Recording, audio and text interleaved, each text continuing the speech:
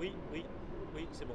C'est clair que c'est un gouvernement pour incarner la ligne politique actuelle de François Hollande.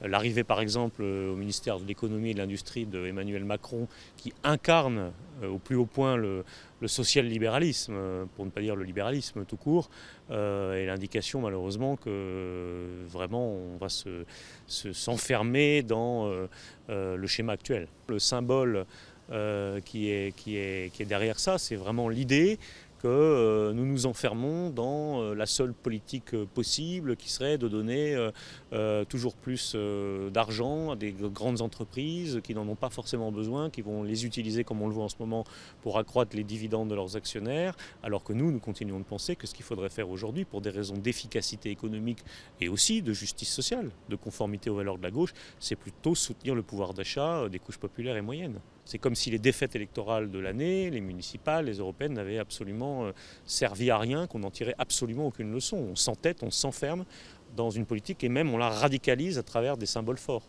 L'avenir du PS se joue dans les semaines, dans les mois qui viennent. Je pense que le PS a besoin de débattre. Il faut que les militants socialistes aient leur mot à dire sur ce qui est en train de se passer. Et donc à La Rochelle, on va nous pousser pour que ce débat ait lieu. Je ne pense pas que nous allons rentrer dans le rang, pas au moment où le gouvernement multiplie des provocations idéologiques, certainement pas.